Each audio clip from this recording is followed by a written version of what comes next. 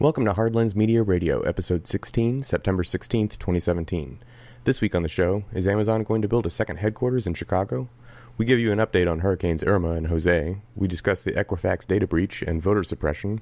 We'll also take a look at the Medicare for All bill and the 16 co-sponsors of the legislation. Our guest this week is Bob Daiber, who is seeking the Democratic nomination to run in Illinois' gubernatorial race. We had some technical difficulties this week, so I'll drop you in on a discussion of the London 2 bombing that happened on Friday. He is used to terrorist attacks, and it has been for a long time. Now, it calmed down after a while, but the IRA, the Irish Republican Army, had committed many terrorist attacks. I was in London during a time when these things were becoming very serious. I was actually there when the Carlton Club was bombed, and I was not that far away from it when that happened.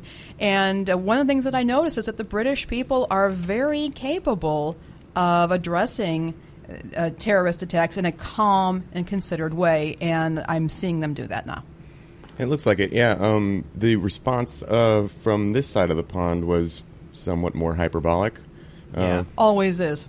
Yeah, our tweeter-in-chief had some choice words, and calling out his immigration platform basically as sort of the thing to highlight here. And it's like, what are you talking about? When we look at Trump, he's just going to react on an emotional level. He's not looking at the real political, economic, and social situations that have created this current environment that we're living in. And every time he tweets out something aggressive or stupid or just really, that's way out of line, he's alienating our allies, and he's alienating people and trust. And let's just remember, people died, and they're innocent victims who are part of this tragedy.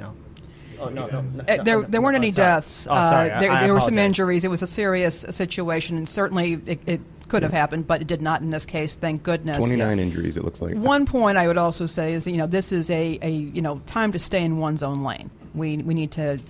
People should not be interfering with other countries' approach. I don't know. I think Trump might make a point. I think if England had built a wall around the coast, I think this would have been avoided. I think this would have been solved. I don't know what everyone's complaining about. Yeah, and I apologize for making that one mistake. That was a slip on my part. But for first and foremost, though, we do have to remember that innocent victims are dealing with this horrible tragedy. And every time President Trump tweets out something like this, again, like I said before, he's alienating our allies. He's really putting the United States in a bad light, and we're not looking at the bigger picture, which is that this global war on terrorism is becoming another example of failure.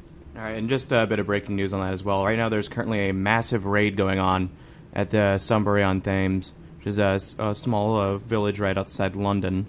At least 100 residents have been evacuated, and police have blocked off the entire area and are currently going house to house. So we'll see what they bring up when that concludes.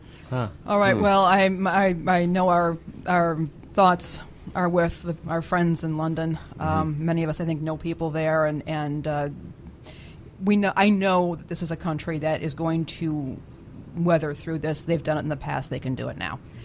So we also have some news closer to home in St. Louis, a recent failure to convict a police officer after a shooting took place, and we know now that there are confrontations in St. Louis between activists and the police, and I'm even hearing about some government officials. So it's sounding like things are quite tense there, which has become, again, rather commonplace here in the U.S. at this time. I think St. Louis in some ways is a little bit like ground zero for protesting against police in the wake of the Michael Brown protest a couple years ago. Right. And this feels very familiar, feels very similar to that.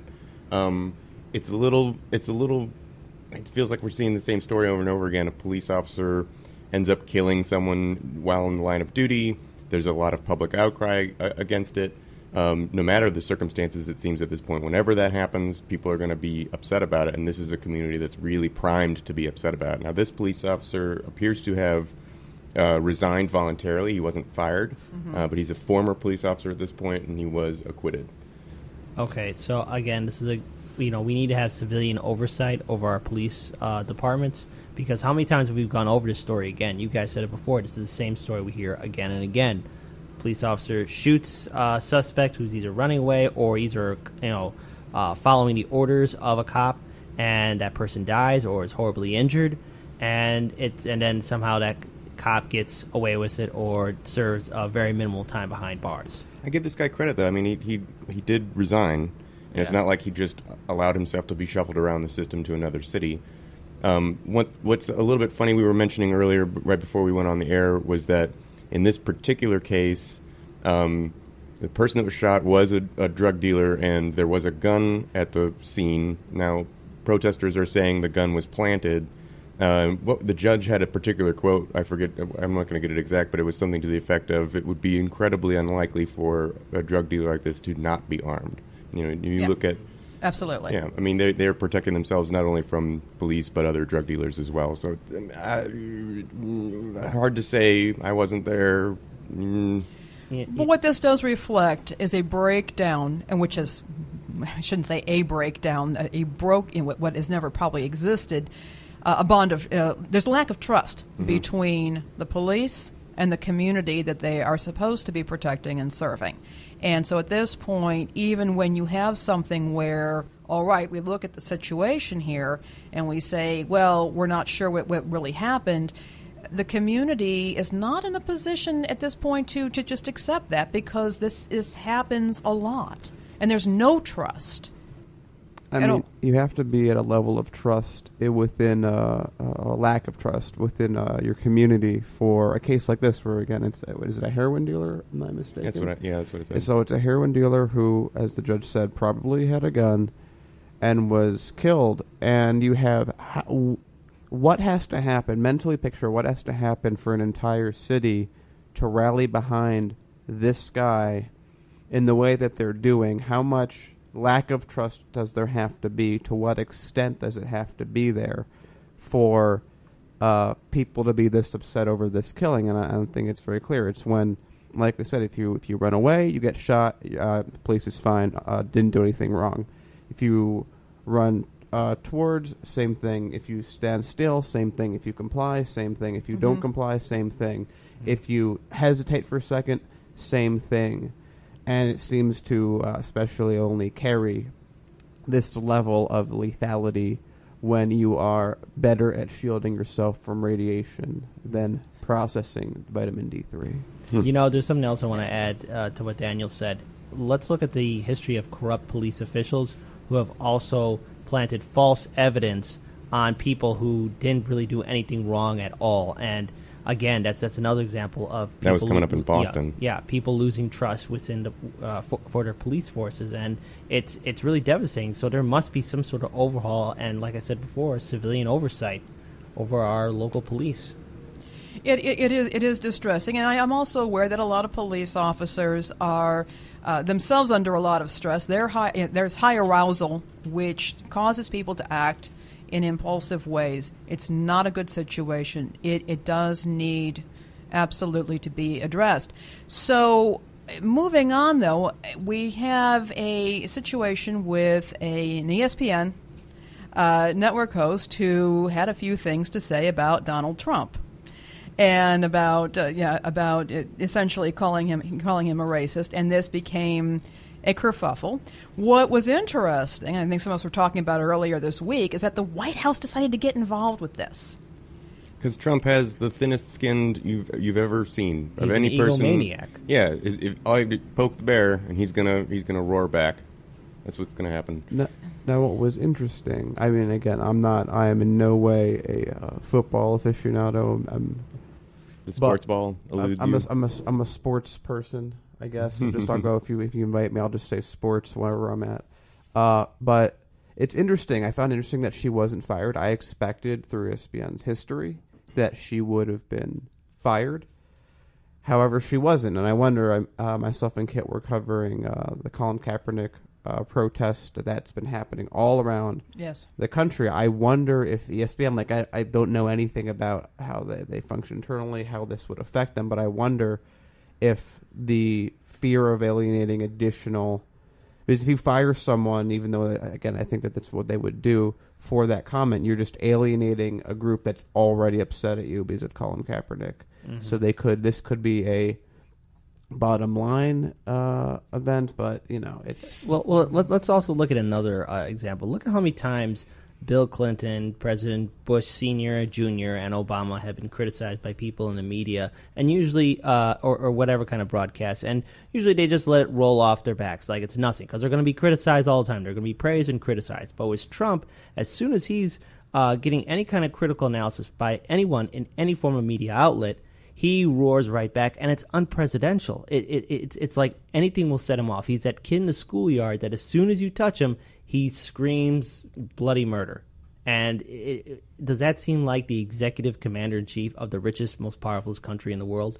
And I don't think so. Yeah, and wouldn't you think that his staff would have better things to do with their time, other things to be addressing right now? I don't think they know how to handle him. I think they're just a bunch of yes people. They just shake their head and say, yes, yes, yes, you're right. And that's it. With regard to should she have been fired, obviously it's up to ESPN how they're going to handle any of their staff. Yeah. But if looking at previous cases of people who have tweeted something in public and have been fired from ESPN, if you go and compare the things that some of the people who have been fired have said, they were really some pretty disgusting, hateful things that are sort of worth condemnation. And here you have basically an ESPN reporter saying, yeah, Donald Trump is a racist and a bigot. And it's like, well, I can't argue with that. With his lack of really condemning the horrific terrorist actions that the white supremacists did in Charlottesville, as well as numerous other things. Yeah, I mean, come on, you got to call a spade a spade. It's really, really interesting to me how a lot of people that follow him get as offended when you call a spade when all they do is dig holes for tulips. Mm-hmm. And speaking of which, we have been made aware that Donald Trump has finally signed a resolution condemning white supremacy. Well, it took him long enough. I think it's funny, the CNN article on it, literally the opening sentence of the article is, hours after he returned to rhetoric equivocating violence from supremacists with those protesting them. Like, he literally signed the order sort of because he was pressured into it and immediately went back to being as hyperbolic and as racist as he always is. Well, that's who he is. And he's trying to also save face in front of some of his people who are slowly losing confidence and trust in him. But, I mean, it doesn't help out anybody, and it just, adds more fuel to the fire in this horrific tragedy that happened in Charlottesville. So, here you have the President of the United States. Still, he signed an order, but now he's just going back to saying that there was trouble on both sides. Apparently this is one of the things that's getting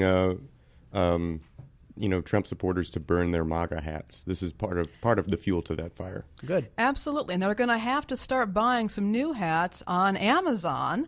We're assuming, because they sell just about everything on there. And I'm bringing up Amazon, of course, because there is talk about Amazon bringing its new second headquarters to Chicago. Now, I want to make this clear that Amazon is not shutting down its Seattle headquarters. It's actually going to have a second headquarters. And the talk that I'm hearing is they're going to make them co-equal headquarters. And I find this fascinating that they want to put another headquarters somewhere in the U.S. And, I know Rahm Emanuel is right up there saying, come look at Chicago. And people have made some very good points why Chicago might not be such a bad place for it. We've got a huge population, a lot of educated people. We've got some top-notch universities here for new grads and interns. And but I'm also interested, a couple weeks ago, we had a really interesting conversation about climate change. And, Kit's been telling me a lot, and I've always appreciated this, that Chicago could end up being a haven for climate refugees. And if we're looking at somebody who's on the coast, out in Seattle, possibility of them looking at and saying, having something in the Midwest may not be a bad option for a company of that size if climate change continues to threaten the coasts. So it would be an interesting thing to have Amazon here. Now, the one thing I'm hearing from a lot of activists is they're a little concerned about what kind of deal is going to be made. Yeah, and I want to add in, I was a bit surprised at I usually am not surprised at, they're going to make, they're going to bring 1,000 jobs, they're going to bring 500 jobs. This is a 50,000 job. This is not something to sneeze at in terms of what they're actually offering for the economy.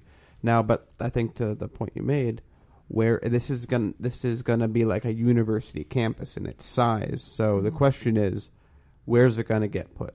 Yep, and already I'm thinking about 2 locations. You know, Heartlands Media's been in South Austin.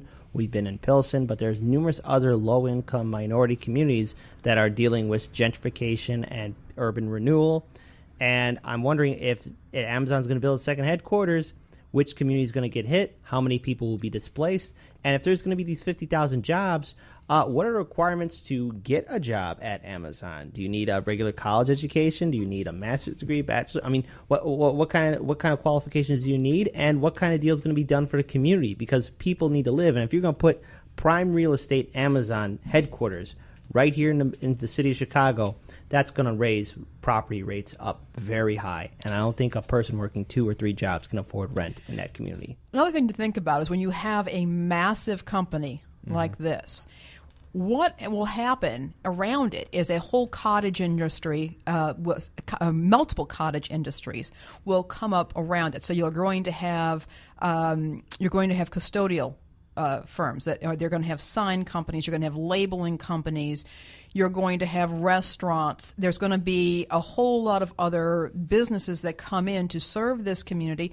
You may also have situations where, like you have down in Bentonville, Arkansas, where Walmart is, where you have top consumer product companies have offices directly around there because they want to work directly with Amazon. Now, we already have quite a few of those companies here in Chicago, but we might end up seeing more and more of that happening. So again, this can make some massive changes. Now, I'm all about opportunity. Absolutely, I want to see opportunity for the city, but how will this be controlled in a way that it actually benefits the working and poor people of Chicago just as much as it does the elites? Yeah, I think if this is done a correct way, even if it's in those areas, if you ensure that the people that are going to be displaced are able to get employment, because like you said, you're just going to have the 50,000 jobs which are probably going to be mostly college educated, but like you said, there's going to be, I mean, look at towns in the Midwest that have dried up because they used to have a steel mill that employed 10,000 people, and the entire town existed because there was that steel mill, and all the town and all the restaurants and everything in the town existed because 10,000 people worked at the steel mill. So I wonder how they're going to do it if we look at the history of how Emmanuel has done these kind of deals.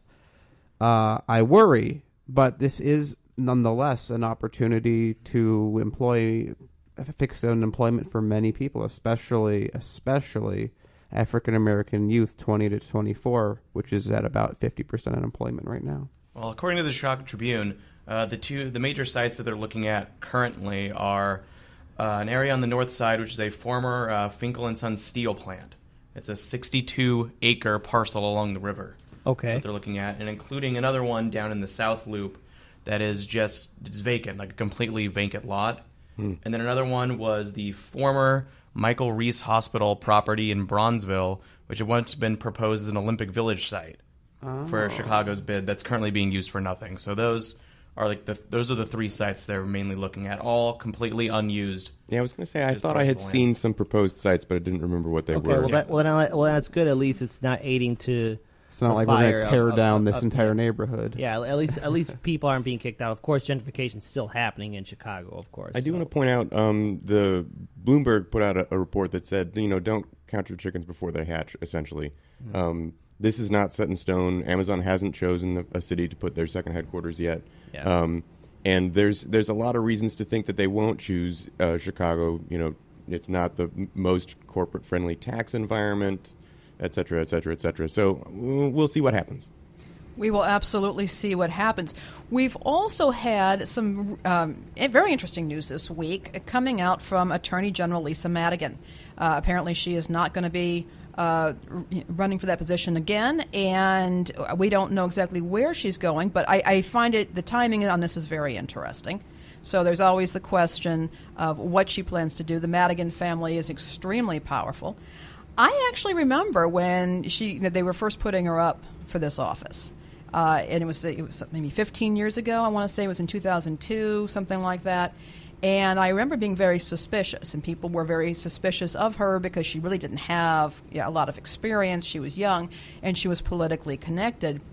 But I have to say, from a consumer protection standpoint, she has really made a lot of that a real focus of what she's done. She has sued Sallie Mae and Navient for student loan collection abuses. She has gone after crooked debt collectors, actually gone for jail time in some cases, which is unusual in that industry. Also, if you guys remember, a few years back, there was a lot of news emerging about the fact that debt collection companies had actually developed a workaround to create debtors' prisons. Through poor servicing of notices to come into court, subpoenas. And Lisa Madigan did put a stop to that.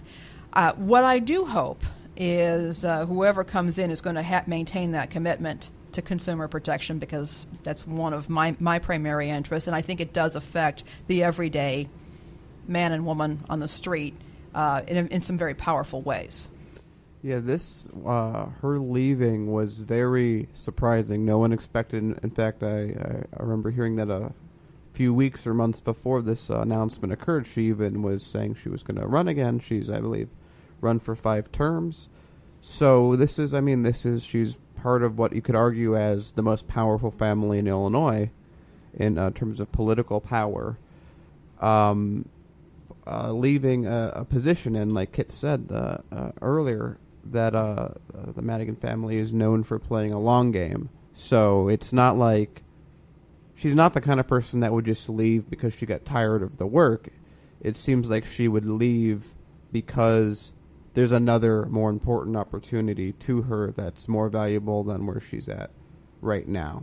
I'm real curious to see what the election is going to look like for that seat and how it's going to be played. Like, I know the Republicans are going to want to go for it, and I also know the Democrats, especially with Speaker Madigan still as Speaker of the House, are going to still keep that seat as well. So who are they going to put up as a candidate? Who are the Republicans going to put up as a candidate? But also, there's a lot of political involvement, so I'm wondering what the progressives are going to do. Like DSA, Our Revolution, Justice Democrats, Brand New Congress. Will they put up one of their own candidates as well and run for that seat? So it's going to be real curious to see how that's going to be playing out, and Heartland's media is definitely going to follow through on this. Yeah, and it's a 2018 election, so there's not a whole lot of time to get ready. Oh, boy. Yeah. All right. Gentlemen, you were at a press conference this week with some victims of had been a crooked crew of Chicago police officers, and you were at this rather stunning press conference. Actually, folks, if you want to go on to our YouTube channel, I believe the video is up there. Yeah, the video is video. On in HD on there, and we also have, of course, the live stream on Facebook. All right. So you want to talk about that a little bit? What was all that about? Well, it was pretty stunning. So it's the attorney who was speaking seemed... You know, when you see attorneys speak, they're usually very reserved, they're very cautious in how they use their word. This guy was very... He wasn't holding back. He was saying, was right there. He's saying, we have the information, we have way more than enough, and we have too much information, even, that all proves that there was a racket within the Chicago Police Department of a crew who, over many years, extorted people out of thousands of dollars, planted money, planted drugs. In fact, when we were doing our live stream, someone commented that the officer they were talking about stole $17,000 from her... From his nephew. From the nephew. Right. And so the thing is, that this kind of goes back to what we covered earlier. How can you have any trust or confidence in the police force if the local, especially the higher-ups, aren't going to police their own? And if the community is saying that these group of police officers are harassing us, these are innocent people, by the way, who haven't done anything wrong, and yet every time this crew of corrupt police officers come on by, they put false evidence on them, arrest them, they're serving jail time, or being victims of police brutality. This is another example of corrupt police officers and, again, a lack of civilian oversight and accountability over our local police forces.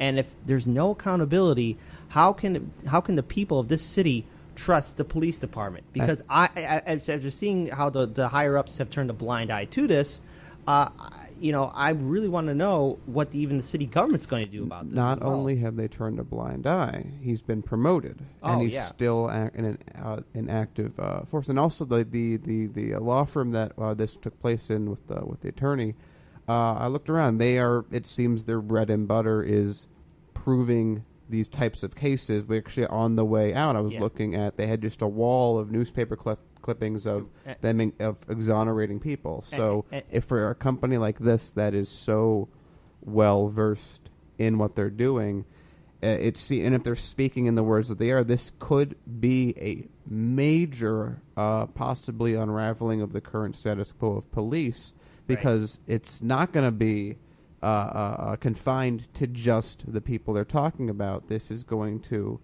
this is 15 people that they say they have unassailable evidence showing they are innocent. 75 but here's a little update too, that there are more people who are stepping up, coming forward, and going to this law office. And just so all of you have a good idea of when Daniel mentioned that this office had nothing but newspapers clippings of their successful cases and exonerating all these people who've been wrongly charged with criminal activity. When me and Daniel were walking through this building, each side of the wall had newspaper clippings showing of their success.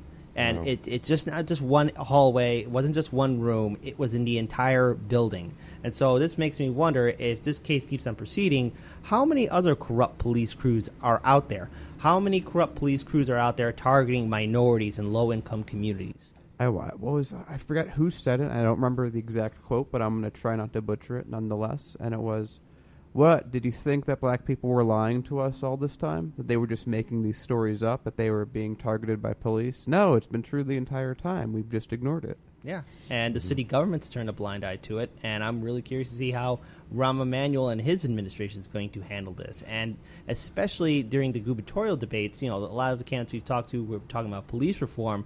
Well, there's going to be a lot of police reform needed here in this city alone. I think we're talking about this breakdown in trust, and you're pointing out that finally the white community is beginning to say, well, maybe this isn't just a matter of a bad apple here or there, but there can be systemic abuses and problems. It was a little while ago. I was walking down the street, broad daylight. There was a gentleman sitting in the intersection at Western and Peterson. You don't want to be there. I mean, it's not a good, safe place for anybody to be sitting in the middle of this busy intersection. And the gentleman was of a darker tint, and I went to go call call 911, and I realized, wait a minute, if I call, and this clearly mentally ill man is there, and there's an incident, I could be killing this man, and I honestly did not know what to do. Now, I am a white, middle-aged lady of extreme privilege, who grew up in Park Ridge, for heaven's sakes, where the police are always polite. And this has now become part of my consciousness, is that, I cannot trust law enforcement to help somebody who is clearly in distress. The situation did get resolved. I'm not going to get into all that. But, this gives you an idea of just what's the kind of distrust that is emerging even in the people who are supposed to be benefiting from this system. Yeah. So, I remember there was an Intercept article about this not too long ago. It's pervasive, and Chicago has been dealing with this for a very long time. Absolutely. I would also want to add out to people that we did connected with this, a fantastic seminar with Tom Tresser of Chicago is Not Broke, that you should also, I think if there's any video that we've produced in the last, maybe this whole summer, that I think people should watch, it's that seminar. It was, everyone should see that. It's beyond words. Just how corrupt and inept our city, but not just how corrupt is. or inept it is. Just the history of why we're here entirely makes sense for the context of our history. And that's available on YouTube and Facebook? Yeah, YouTube is going to have the good version, and you'll be able to find it right away. Okay, and it's on Facebook as well, because I did see the live stream. It's about 2 hours long. Treat it like a documentary. Yeah, trust me on it. You'll learn something, folks. All right, that sounds great. I saw it when it was up, and it was awesome. Remember, folks, do like our Facebook page, because that's where the live streams are. When you want to see things early, that's the place where you can go and get those notifications. We're now going to move into a discussion about two other major systems, that of voting systems, and electoral, that whole area of electoral politics, but also that of credit reporting. And we're going to be, they've both been in the news a lot lately, and actually I've come up with some connections here between the two of them, but I'm going to briefly just say a couple of things. Everybody, unless you've been living under a rock, has been aware of the Equifax data breach. This is a horrendous situation that appears to have been poorly managed by Equifax. They've known about it for a while, and I can tell you I was noticing some attempts to break into my accounts over the past few months that I was able to stop, or in one case I was not able to stop it, but now I'm beginning to wonder if they were actually connected. Equifax has finally come clean and admitted they had a massive data breach. The difficulty here is that with the Equifax data breach as opposed to the Target, for example, data breach, is that Equifax has had a lot more information that got released than what a retailer credit card system is going to have. So practically speaking, now the information that is often used to protect your identity, such as your social security number, information about previous employers, things of that nature, that can all be out there now, making it very difficult for people to prove their identity or to prevent identity theft. So this is a very serious situation. I would caution everybody at this point, head on over to consumer.ftc.gov. That is the consumer information portal for the Federal Trade Commission. They have updated information on this situation, including the fact that if Equifax calls you, it is not Equifax right now. Do not give any information over the phone, but do keep on checking this site because it will keep you updated. I also want to add that they have Equifax itself set up a site called Equifax Security 2017. I actually just used it to see if my data was breached, and I'm lucky it was not. That site has been giving contrary information. Oh, yeah. Contradictory information. Thank you. I just learned some news. That's why I just would advise you to watch this, and do check out the FTC site, which is actually quite excellent on just about any financial issue.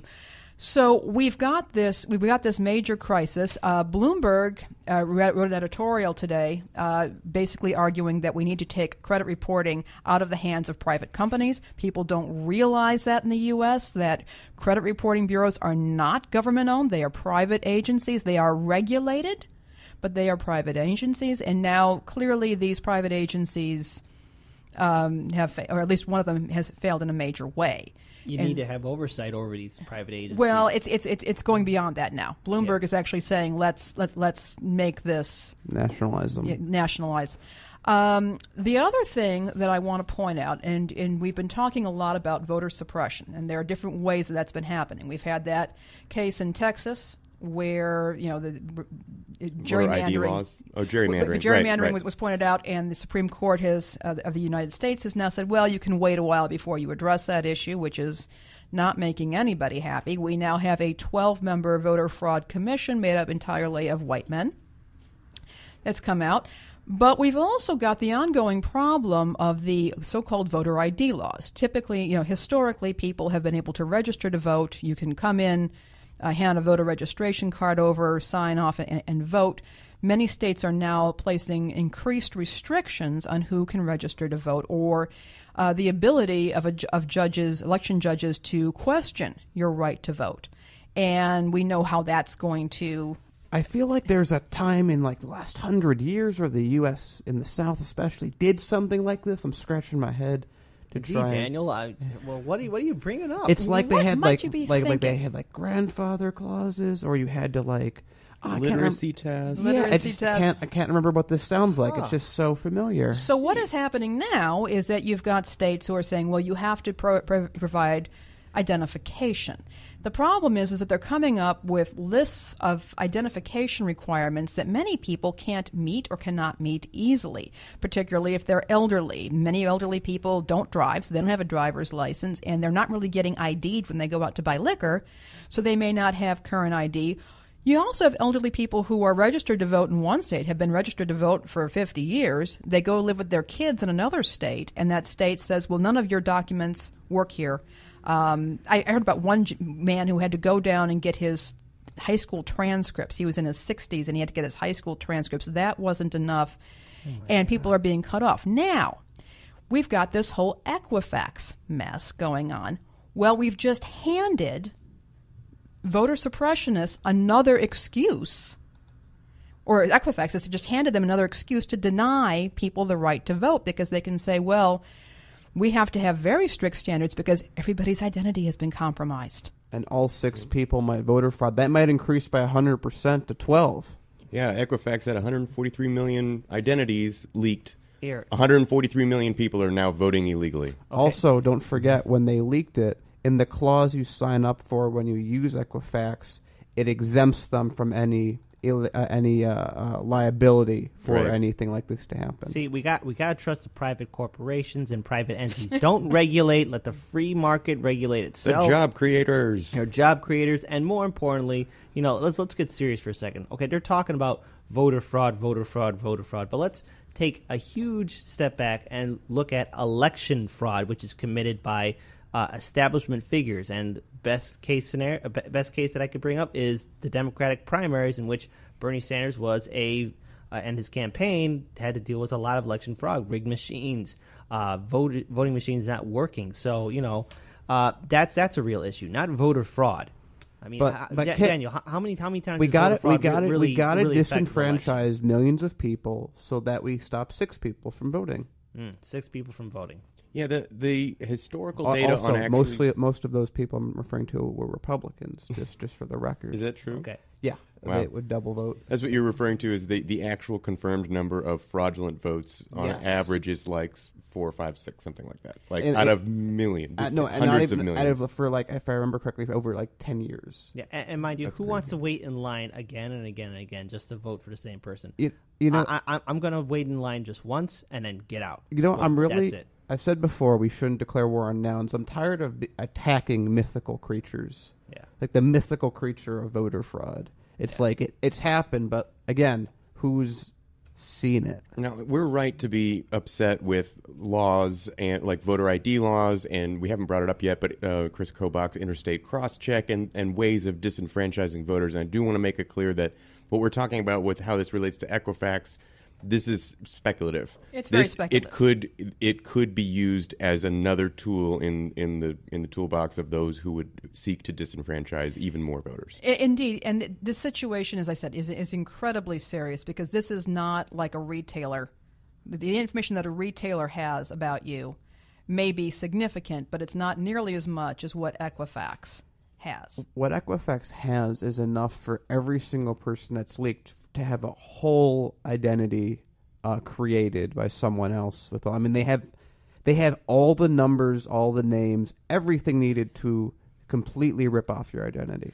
And what I would also point out is that I was just reading this week an article about two-factor authorization. For those of you who aren't familiar with this, it's the idea that when you log into a website, such as my Gmail account, for example, if I'm logging in from an unfamiliar computer, I have it set up so that Google sends me a one-time use passcode on my cell phone, which I can then use to log into to confirm that it's to confirm that.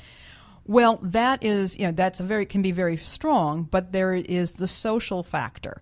And what identity thieves use is something called social engineering, and they will call a customer service department and they will find somebody that they can manipulate. And oftentimes what they'll do is they'll just bombard that person with enough information that they have gathered, so that person flips the switch or pushes the button that releases and allows that account to be hacked. And there you have this social factor there, which is a lot harder, I think, to protect against. And now with this Equifax debacle, that can become far easier. We live in a weird world where this type of identity theft is pretty easy, and it's becoming more and more commonplace. That I would point out that doesn't specifically affect two-factor, because social engineering is basically the giant hole that you can drive a Mack truck through in all sorts of digital security measures. As soon as you have a human involved, you've got ample room for error. I want to also add that last I checked, if fraud, identity theft, that entire category was a country and it's the amount of money stolen was GDP, it would be the number 4 GDP on the planet. Just to give you an idea of how big this theft and identity theft. What, do you think humans have the propensity to be fraudulent? It seems commonplace. So this is the person who solves this. I will buy a beer for. Well, Daniel, you're often talking about letting AIs take over government decisions. I don't trust humans. Yeah. Well, look what happens when you do trust people with private information. All of a sudden, they allow their system to get easy.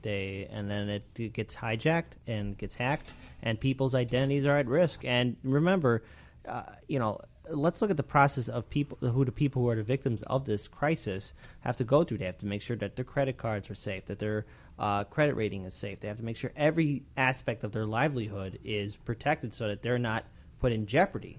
What do you do if your Social Security number is compromised? That's a tough one. Well, there's a great video by CGP Grey, if anyone's seen that, on why Social Security cards are one of the worst form of identity cards. And it's a whole other story. But I want to jump and say that what people also don't realize is even before this hack occurred with these credit rating bureaus, that I believe it's for a quarter of the people who have the number, it's incorrect in a minor level, and 1 in 10 people, it's incorrect in a major level that it corrects their score.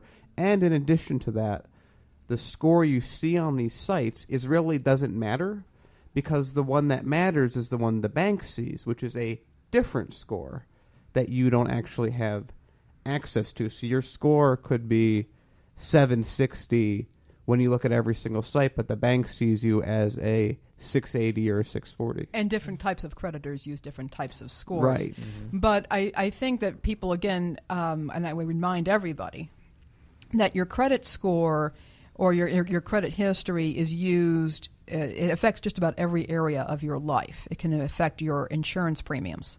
It can affect your ability to rent. And to rent a home, to buy a home. It's not just credit; it is being able to find housing or to get a job. But also to keep in mind with identity theft, it can go beyond that. So there is something called medical identity theft.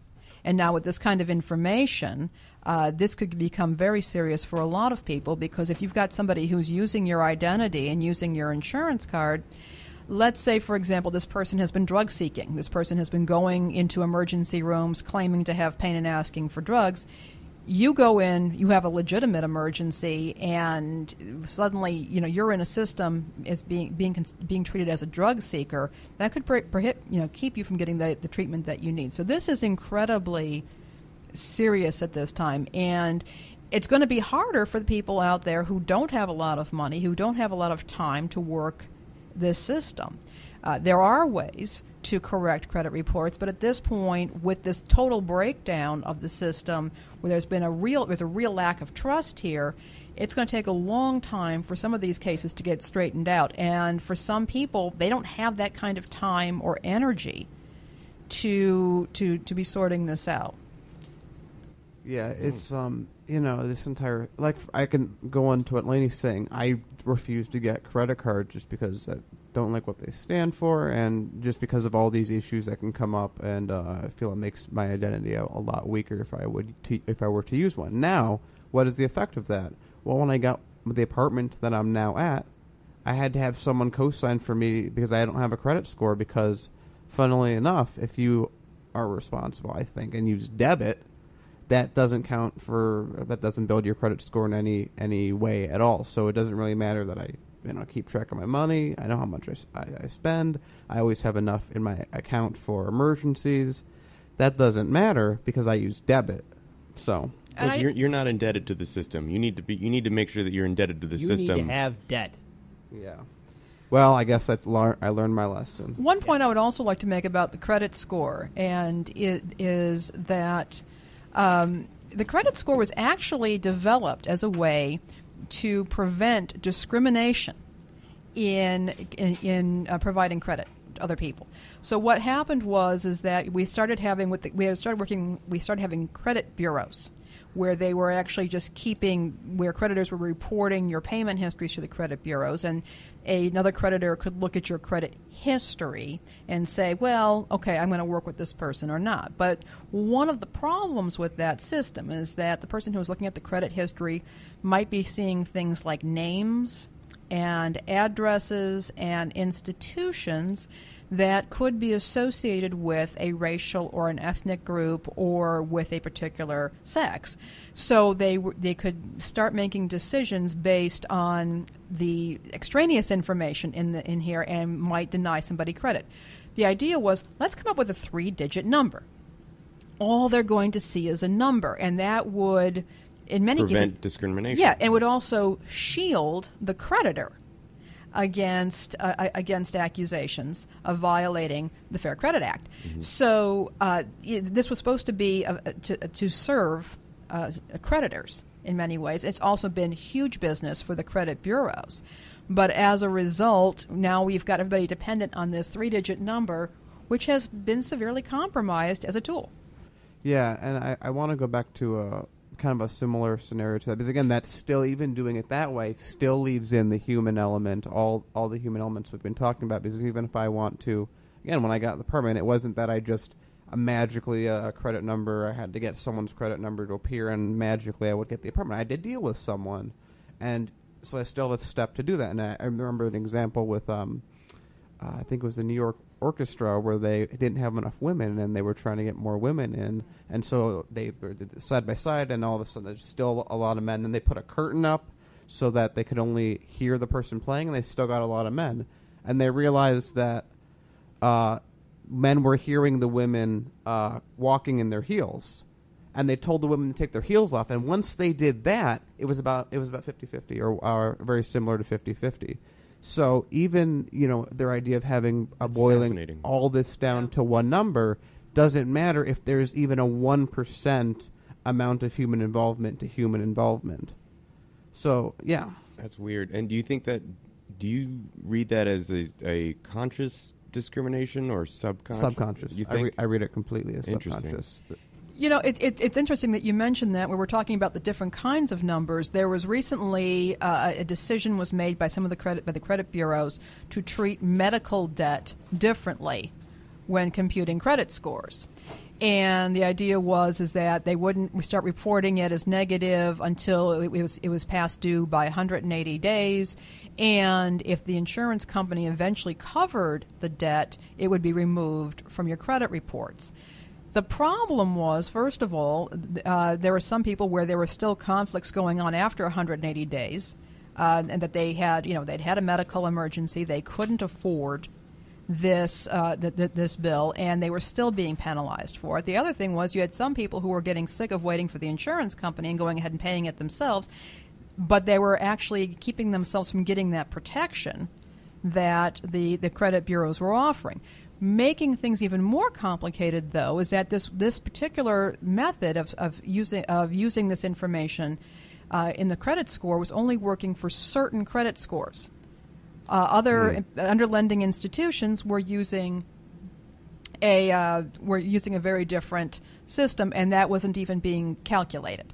So, in fact, a lot of this was a lot of smoke and mirrors that benefited very few people who were in a bad situation. So it kind of just wrapping these two issues up, because they are, I think there's a crux of the identification issue, would be, again, go to consumerftc.gov for the latest information on Equifax and how to protect yourself. Other thing to keep in mind is that if we are going to see an increase on voter ID laws or challenges to people at the polls voting, it means getting your own ID in order. If you have elderly relatives who are going to be moving or who want to be able to vote, start now working on getting their identification papers together. Everybody needs to do that at this point anyways, because we don't know how widespread the devastation by this is going to be, and there may be increased security measures all across the board. Getting those identification papers that you need in order so that you can get appropriate government identification is incredibly important right now. And also keep very aware of this, because it wouldn't be surprising if at the last minute a few states pass a few last minute voter ID laws, which everything you may have set up over the next couple months or already have set up becomes irrelevant and has to be redone.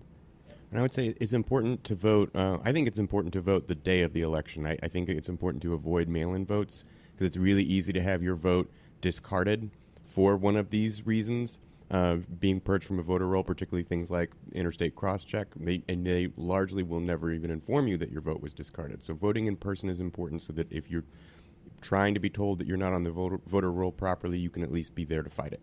Just be aware that there are some states like Oregon where everything's mail-in. Oh, So well.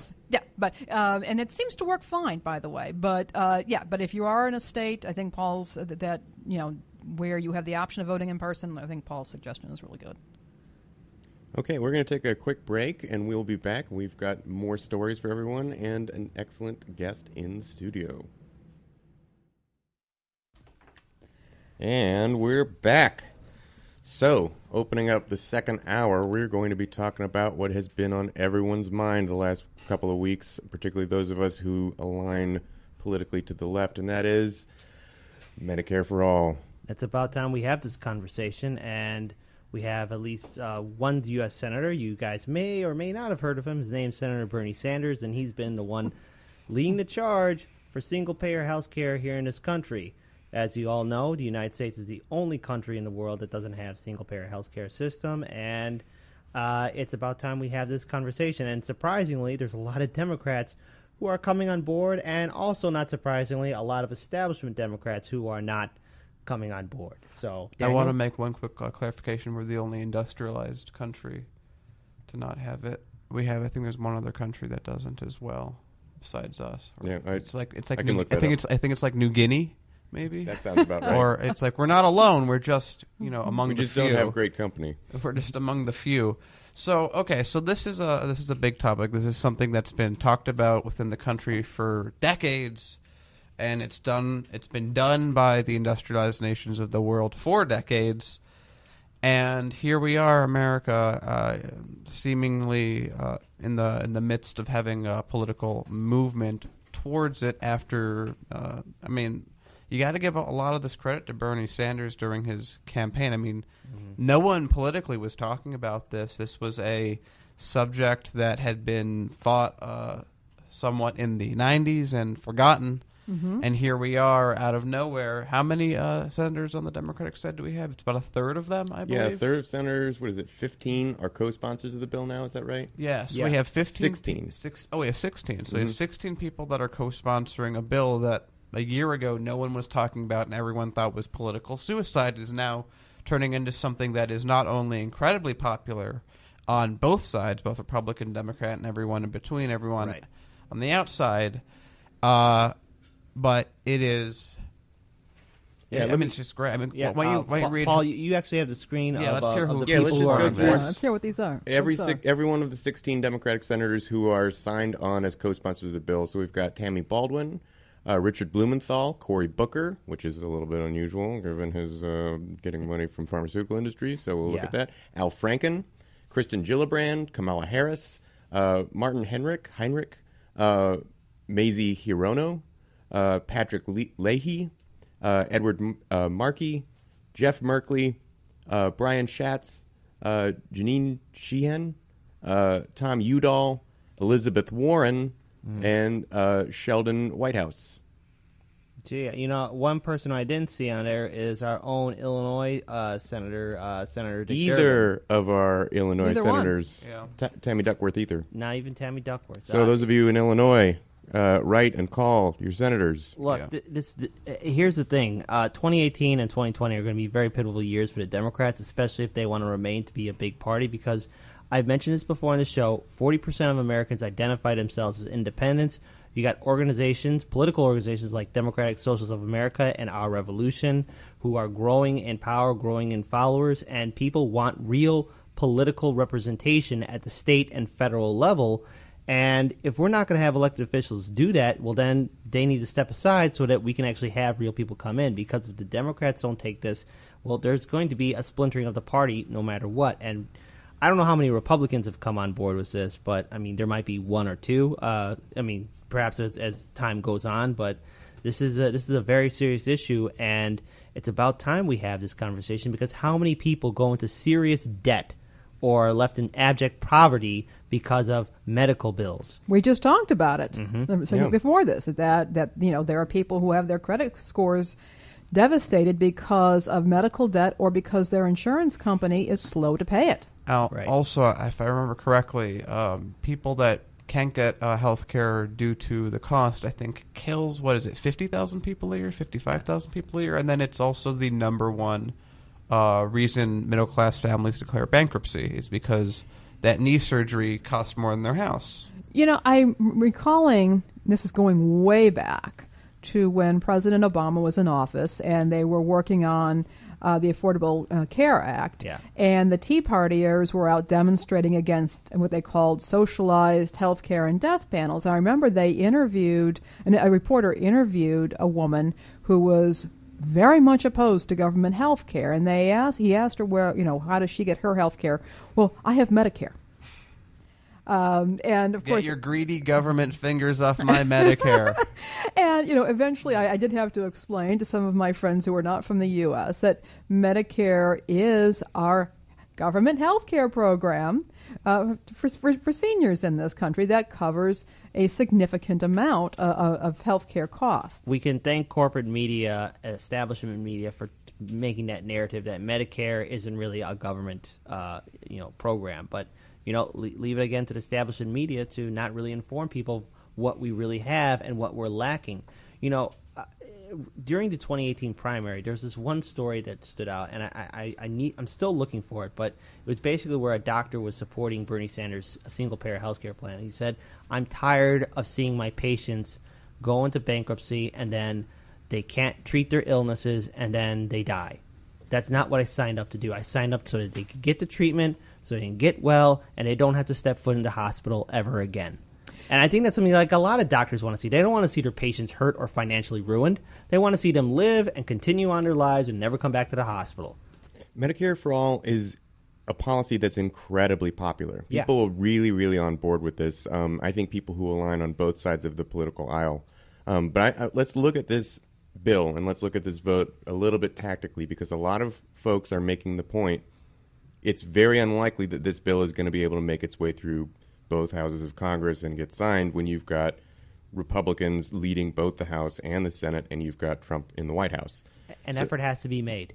Some kind of effort has to be made, and the Democrats have to try and gain some kind of ground. We have to look at the bigger picture. You're absolutely right. But that makes me question, when you have Cory Booker signed on for it and you have Kamala Harris signed on for it, it makes me wonder, are they signing on to it for political points? Because as this article points out, it has a list of everyone who's signed on and when they're up for re-election. And Kamala Harris is angling for a 2020 nomination. I'm going to say yeah. That's the game. That's the long game of politics and power and remaining into a seat of power. But they also have to understand that their constituents, they're going to have to answer their constituents. And if their constituents are saying, hey, I want Medicare for all, or we're going to get somebody else, I'm pretty sure they're gonna have to do it one way or the other. Now, of course, we do have to remember who these elected officials are. Like, no one's really perfect. That's the truth of it. But in the long run of getting single-payer health care so that people aren't indebted anymore, so that people aren't dying of treatable diseases, some effort has to be made. Something needs to be done to step forward. I worry that knowing that it's super-duper unlikely this session for this bill to pass, are we going to get hoodwinked into re-electing people who, when push comes to shove and they really could pass something like this, they won't vote for it? I think there's two ways to look at this. I think the way you're looking at it is definitely accurate.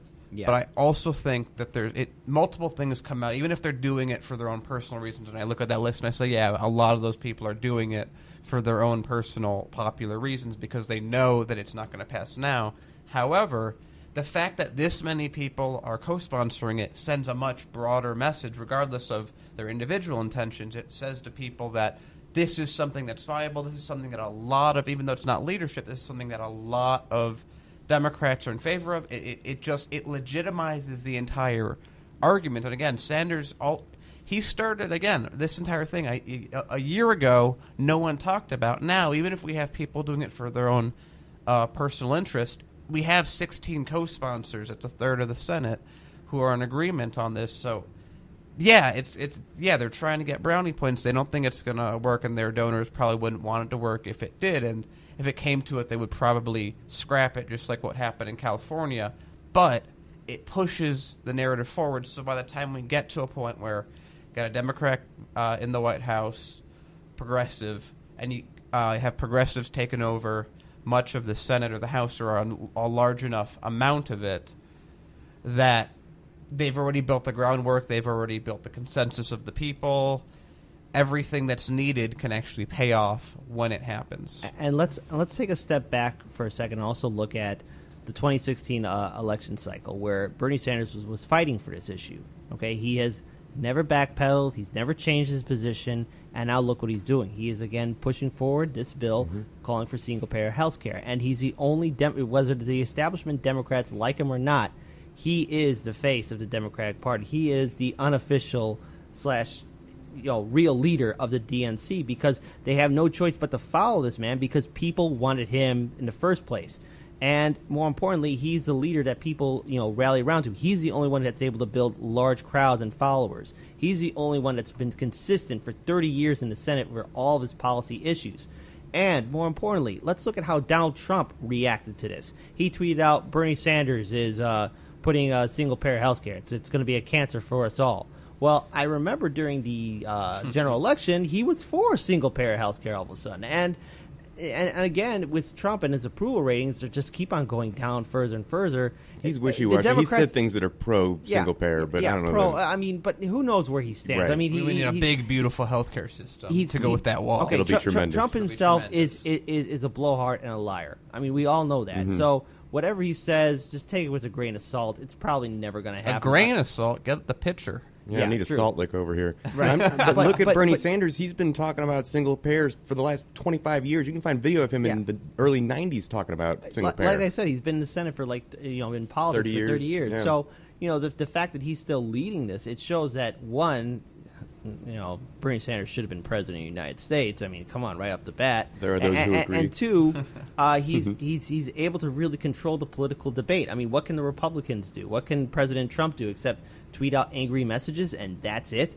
At least with this current political environment that we have, the Democrats, the fact that they are rallying to this, and and Bernie Sanders has gained enough support, really shows us what's going to happen in 2018, and more importantly, what's going to happen during the 2020 presidential election cycle. And this also gives fuel to Bernie Sanders' campaign if he chooses to run again in 2020. Here's something I think I just realized may be an additional benefit to this, is that I would expect, especially MSN, probably also CNN, will talk a little bit more openly about this issue because, they're following the leader, and the number of the leaders have been saying, hey, Medicare for all. Because Team Blue actually is talking about it right now. Yes. Yeah. Exactly. And also, let's look at this, too.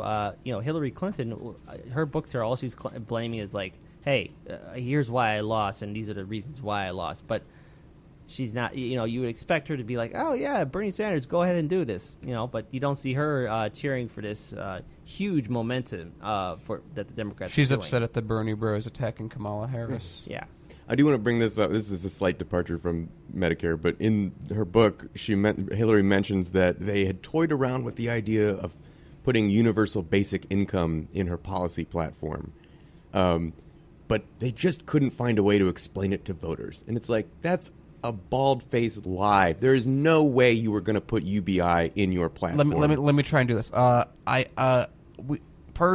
We are going to how do I say, give you money. I can't explain. They don't get it. Every month. Every month. It's another way of just being like, you dumb voters, it's your fault. They have to narrow that down. That makes sense. It seems like a bit confusing, but now, exactly though, is there still time for any other Democrats to come on board, or is sure. There is? I think so, yeah. Okay, so listen, I've said this before to all our listeners and anyone who follows us on social media. If you really want to make any kind of real political change, get involved and find out where your elected officials stand. If your elected official, be they Democrat or Republican, they're serving in the United States Senate or House, find out where they stand on this issue. And if they haven't come on board, well, you as a voter have that constitutional right, that responsibility to call in and say, hey, I want you to support this thing. If this is something you care about, stand up, because this is a democracy. And the only way this system is going to work is if all of us as a people stand up and rally around this issue and actually get involved. The fact that now people are getting actively involved politically should also motivate all of you, because I said this before, how many people, when they have a terrible disease or like a horrible injury, are then left in debt and their whole finances are ruined, their families are ruined, their jobs are at risk because they can't pay these ridiculous medical bills.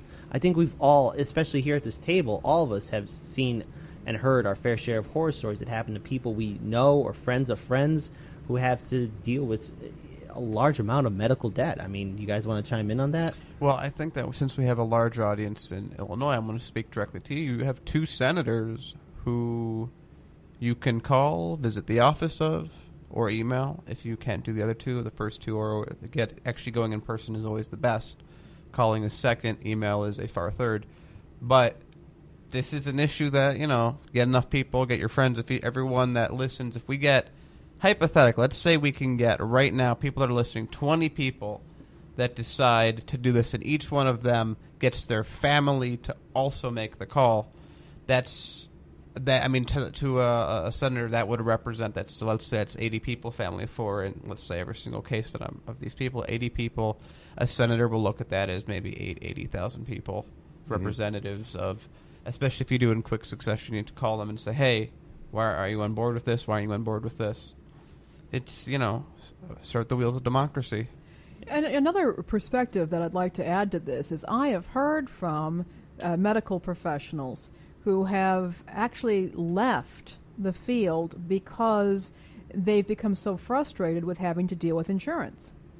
And multiple private insurers, and they want to be doctoring or providing mental health treatment or whatever it is that they do, but the overhead and the headache of actually trying to manage different insurers and filing claims and going back and forth, and then being forced in some cases to go to a bill collector or file a lawsuit against a patient when they don't want to have to do that, but they are forced to because of their own economics.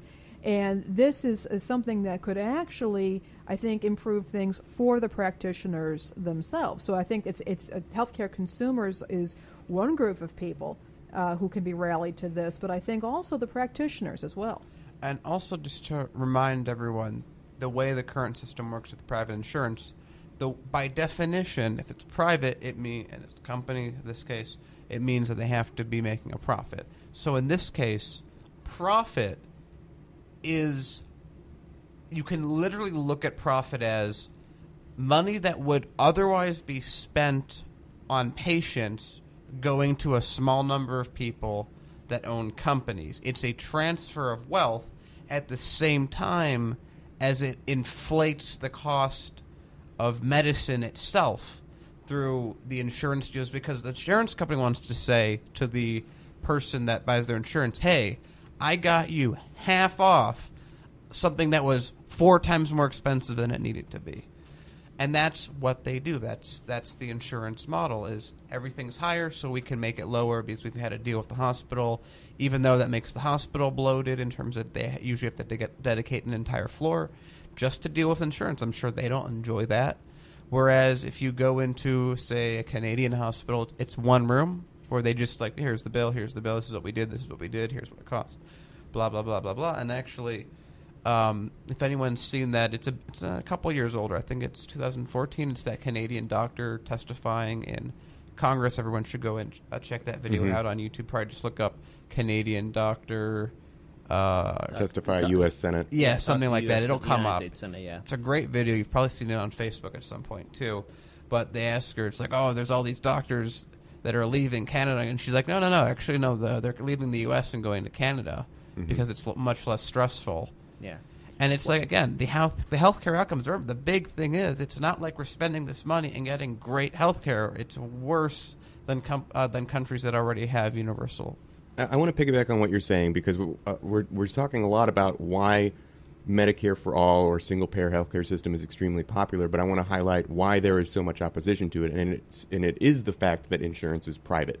And it is the fact that it is a for-profit industry, and it's also the fact that there is a feedback loop built into that system with medical device manufacturers and the pharmaceutical industry, which are also for-profit industries. So now you have a situation where you have diversified for-profit industries providing insurance to patients, and you've got medical device manufacturers and pharmaceutical manufacturers who are also for-profit industries negotiating prices with this decentralized profit industry. Now you end up with situations where there is incentive on both sides to make the cost of those products more expensive to the consumer, because the insurance providers can make more money from charging more money for insurance, and the device manufacturers and pharmaceutical companies will obviously make more money for just charging more for their products and services. And I want to add one last note on this. The other people that lose from this is actually the businesses themselves that aren't insurance, because they have to pay almost more than they pay their employees just to pay for their health care.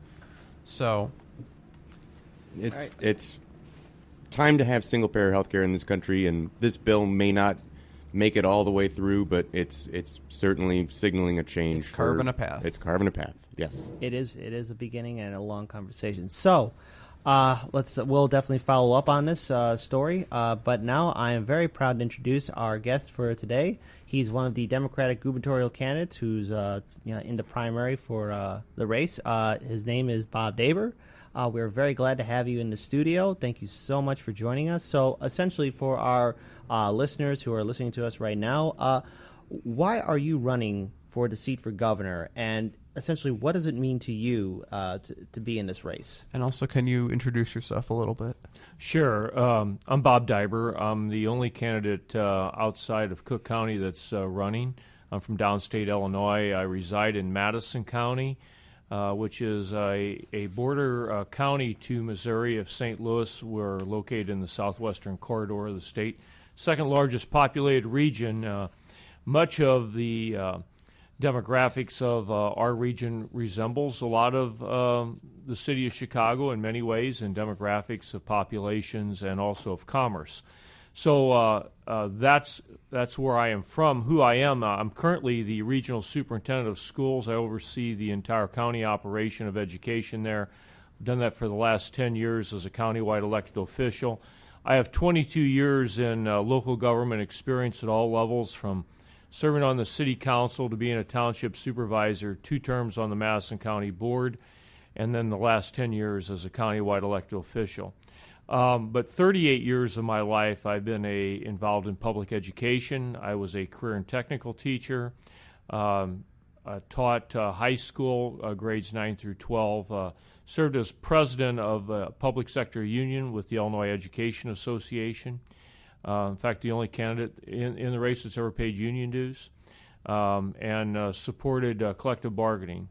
So that's a little bit about my background. I reside actually in a community called Marine. I have my wife Karen and I have been married 25 years. We have 2 growing sons, one 22 and one 20.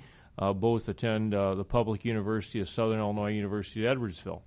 So for the listeners, maybe you feel like you know me just a little bit. But most importantly, I'm in this race because I've heard people talk about that there needs to be something really different happening in Springfield. And if you're really ready for real change, you have to bring different people to that level of government. And that's what I'm all about. And I've been involved in government that's closest to the people. I've been in government where serving in that capacity is about public service. And it's about serving the interest of your residents, not the interest of special interest. And most people who serve in local government know exactly what I'm talking about, because you report directly to your constituents, and I believe that's how state government should work. So for the first time in 20 years, there's a downstate candidate in this race, and I think my presence in the race has created a unique dynamics to this field of candidates. If I were not in this race would be isolated to candidates just in Cook County. And as we know, Illinois is much bigger than that. And the communities that represent this state are diverse from rural, middle class to, let's say, rural poverty, to where we have suburban upper scale demographics as well. So I'm about all of Illinois. I'm about a conduit to connect Southern Illinois to the city of Chicago, help Illinois develop a better image, and to move forward and prosper and be a quality state. That's why I'm in this race. I have a deep concern about public education. There was just a whole lot of hype about funding schools and about schools opening, and I'm dealing firsthand with schools that were going to have a hard time making payroll yesterday, Friday, September 15th, had we not done some special things in our region on how we were going to help school districts have the financial wherewithal. We still haven't seen cash flow from the state, despite we did pass Senate Bill 1947 of last month. But realistically, that bill should have passed by March 31st, not August 31st. So that's one of our problems that we have in how we're prioritizing our legislation for the good of the residents. I hope to bring a new dimension to the governor's office, and that dimension is one in which it's accountability to our constituents in this state. And that we haven't had a budget in 2 years or 2.5 years until this one was overridden. And that's something that I will be very respectful to all those who have been impaired by this process. So now, of course, Illinois has a long-sad history of corruption and elected officials really putting a bad image here in Illinois. Now, let's say you become our governor. Essentially, what are you going to do to really establish political reform? Because there's been a huge back and forth between Michael Madigan, the Speaker of the House, and Governor Bruce Rauner, which led to a budgetary crisis that really left a scar on the state and really impacted a lot of people from different economic backgrounds. What will be your policy for political reform here in this state? Because people are losing confidence in government officials, especially at the state level and at the federal level. Well, first and foremost, as governor, you do not go to the executive branch of government with a personal agenda. You do not go into office with personal vendettas that you cast out on other leadership. You go there with a mindset of being willing to collaborate with members of the General Assembly, and you go there with the ability to compromise. One thing that I have learned in 22 years of serving in local government, you do not get everything that you wish. And you often have to give in order to get. And that's really what compromise is all about. And I believe if we want to cast a better vision to the rest of the country about what Illinois is about, we need someone who is willing to go to Springfield and lead by example. And when I say that, I mean go there with an image that people can build trust upon and respect. So I just have that wherewithal that I will go with that audacity to do. I think in some of my leadership roles that I have played in local government and statewide, when I was president of all the regional superintendents in the state of Illinois, I created an image like that, and I can do the same as governor. So right now, minimum wage is a very big issue to our listeners, to the state in general, and you said you're St. Louis, so I think it's actually for you a dual question of what would you do as governor of Illinois since the minimum wage has been vetoed, and in addition, what's your opinion on what has happened recently with St. Louis, and that they have the city had just passed a minimum wage increase, and then the day of it's supposed to kick in, the state countered it and dropped the minimum wage down. Right. Well, St. Louis had a minimum wage of $10 an hour. It was reduced to $7.70, which was disgraceful. Okay, to working men and women that were at that pay scale. So, we have a minimum wage right now of $8.75, which is not a living wage. This is a wage of, let's just say, almost poverty compensation. as I would describe it. And I believe initially, and I would propose initially an increase of the minimum wage immediately to $10 an hour with a progressive scale to $15 over a period of time during my administration. And $15 an hour is a tough living wage when you look at the cost that individuals inherit, especially if you're raising a family. For a family to live on $15 an hour just is not in the financial picture in today's world.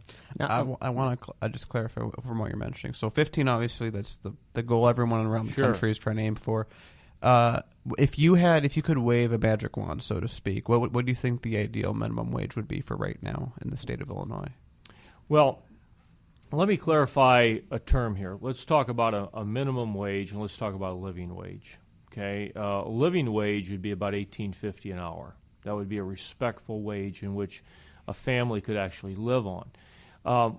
Many people get really nervous when we talk about increasing the minimum wage because some small business people, especially that maybe have one or two, let's say young 16-year-olds that are on their payrolls, and they're inexperienced.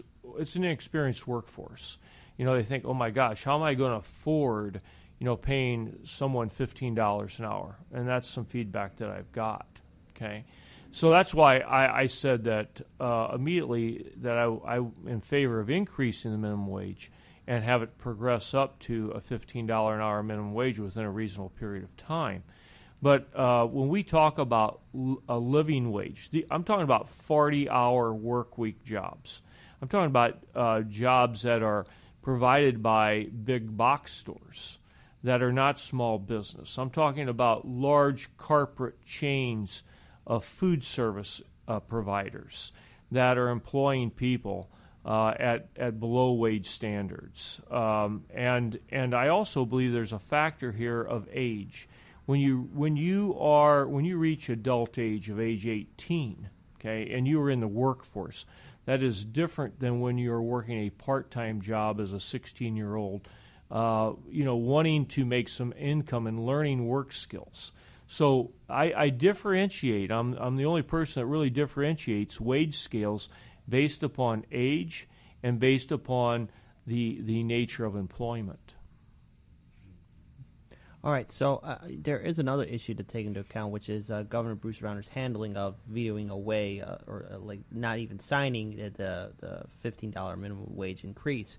Essentially, though, what are your initial thoughts on his policy in regards to handling that situation? And as more people are beginning to get politically involved and protest and really demand union jobs and proper representation, how will your administration handle these kind of issues? Well, let me just say this about union jobs, since you asked that. On March 21st, I signed a pledge, and I said no to right to work in the state of Illinois, because unions are the basis by which we have good paying jobs.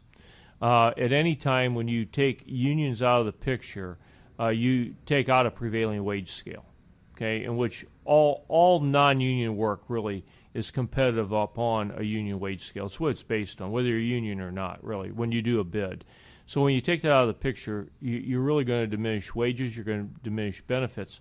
But I would have signed the bill, to be quite frank, about increasing the minimum wage in the state of Illinois. All right, and we also have to look at a few certain other issues. At some of the corporations here in Illinois, they do, of course, Cook County is a very heavily taxed area, but a lot of corporations do have influence over our elected officials, and especially in some of the large industrial ones, they're not regulated as much. And that in turn impacts our environment as well as our water resources. And what will be your plan to basically put in environmental protections, protecting some of our most precious resources, such as clean drinking water, and ensuring that our lake also remains clean and usable? Well, one of the most important things that we have to do is think about how we're going to preserve our environment for our next generation. And I think that's what you're alluding to here. And our ground table water is so vulnerable because of all the hazardous chemicals that we continue to emit. Okay, so I believe in the innovation of whatever types of chemicals that we utilize in our world, they have to become more bio-friendly, and they have to not have let's say a shelf life as long as what we are manufacturing them for, because the shorter the shelf life, the more environmentally friendly that they become. Okay, which is we have released one of the most concerned chemicals now in the production in our state. It's called dicamba. It's a non-GMO. It's a GMO genetically modified soybean herbicide. Now that is going to be used that I don't believe should be on the shelf in Illinois because of the environmental effect of some of the things we're talking about, not just on groundwater and runoff of this chemical, but on what it's going to do to some plant life. And we've seen problems with this in neighboring states of Arkansas and in Missouri. And I think Illinois needs to act on this quickly. But I'm a real strong advocate as to how we manage and what we allow to be permitted to be on our shelves throughout this entire state for safety of consumers and the safety of business. I wanted to piggyback on that a little bit, talking about environmental concerns. Do you have any idea what you would like to see for energy policy in the state of Illinois, how we want to deal with things like fracking, or are we going to be able to have regulations that allow for increased reliance on renewable energies like wind and solar? Well, I, for a long time, have been a real advocate on renewable energy, and we have a tremendous state to produce a lot of clean energy because of our river corridors. If you want to understand what I'm talking about, take a walk out on the center of a bridge on any day, and you'll feel the wind current much stronger there than you'll find it on any part of the prairie. I'll just encourage you to do that. In light of this whole thing, let's talk about fracking. Fracking is a big concern of mine because of the New Madron Fault. If you follow what's going on in the state of Oklahoma, the increased earthquakes as a result of fracking, it is an issue. I do not believe fracking is a good idea for southern Illinois because of the danger that we may have in the shifting of the tectonic plates in our subsurface that could create a major earthquake and be highly disastrous in the state of Illinois. So I do not support fracking, especially in that corridor. On this, what's your position on factoring in externalities into the economy? So, for example, right now, if someone pollutes X amount of chemical, that can be converted into an amount of damage with a cost. Cap and trade would be one example of means to use this. What are your views on that in that category, and what would you do with it? Well, first and foremost, let's not be, come out just, negative about business. I'm going to say that because everybody talks about business growth and development, okay? So let's start out by doing it right. Let's start out by giving good guidance. Let's start out by working with businesses, trying to help them get it right, help them get their environmental controls right before we begin talking about what you're asking me to do, okay? Because I don't want to do that. Because immediately when you do that, someone says you're driving business out of the state of Illinois, okay? So what I want to do is I want to work with those businesses and I want to help them get it right. And then I want it to have a better environment as a result of that. What does that look like? Can you provide incentives or state aid to companies in order to incentivize? Yeah, because they're employing a workforce in this state. Okay, so we're going to come down and issue them, let's say, a hefty fine because they're emitting too much, let's say, CO2 into the environment, or maybe their parts per million of lead is increased because of their production or what have you. Okay, let's go to them and say, look, we have found this, but we're going to help you through environmental grants, install these scrubbers. We're going to help take so many parts per million of pollutants out of the air. We're going to work with you because we want you to continue to employ these people, and we want your employees not to become a concern to society in the future with all kinds of health risk and the lawsuits that result from what I'm talking about. So obviously you have a very powerful green platform. You want to look at renewable energy resources. Is that correct? That's correct. All right. So essentially, though, would you plan on moving Illinois away from fossil fuels? Because currently in Patoka, Illinois, there is a huge oil tank farm, and one of the most notable pipelines that connects to this tank farm is the Dakota Access Pipeline. Mm-hmm. So, let's say you want to start passing more policies for environmentalism and looking at renewable energy resources, what will be your way in handling this tank farm that would be in Patoka, Illinois? Well, let me say this: that I think Illinois is a place for both of these energy resources. Okay, there's a place in America for petroleum-based fuels. Okay, I come from a background of agriculture. Okay, we utilize, if you look out on I-90 today, which I just got off of, I wonder how many gallons of fuel are sitting out there today. We cannot just instantaneously move from a petroleum-based society to another alternative energy source. It just isn't going to happen. So that's why Patoka is so important today. Okay, but what I'm advocating is that I believe that biofuels, whether it's biodiesel or ethanol, offer a great means of stability to the energy economy and also the agricultural economy that continues to grow in the state of Illinois because it's renewable. Okay, makes us less dependent upon foreign oils, makes us less dependent upon petroleum-based fuels, but in many aspects of heavy industry in our society today, because of the equipment that's operating on these fuels, are very much needed. Now, whatever we can do, I'm an advocate of high-speed rail because it's much more environmentally friendly to move people by rail than it is every time a jet takes off out of O'Hare or Midway.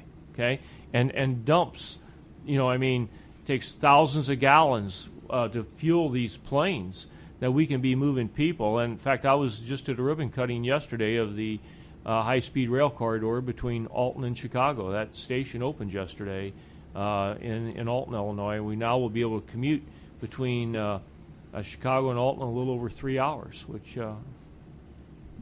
I just have a question here. I've often observed when I talk to people about train travel, everybody seems to like it. Nobody really seems to like flying, but everybody seems to really enjoy taking a train someplace. But it's so difficult in the U.S. to find a train that works a good schedule, that has decent fares, and so I'm delighted to hear about your commitment to high-speed rail. I think that's incredibly important. Well, let me just tell you, I can take a train from Alton to Chicago cheaper than I can park here. So okay, all right. Well, I'm not sure that's much of a statement if you've seen Chicago prices. But there is though an issue. Some time ago, Wisconsin had the opportunity of having a Hyperloop put into their state, and their current governor just waved it away. Now there's talks between a few different independent corporations that want to put a huge Hyperloop or establish one from Ohio connecting to Indiana all the way up to Illinois. And this could lead into thousands of new jobs, people, moving away from using fossil fuel cars, of course. So if this project does come ahead, I mean, there's still talk about it happening between now and 2020. But if you're sitting in a seat of governor, will you be on board for establishing something similar to that? And if it doesn't go across like different states, will you be willing to invest for something here in Illinois within the state? Sure. Let me say this first of all. I was glad Governor Walker didn't want that money in Wisconsin because Illinois got it. And that helped make this project I was just describing possible. And I give Senator Dick Durbin a lot of credit for that because he went after that money for Illinois and helped make this new rail system that's going to link the southern part of the state and Chicago possible.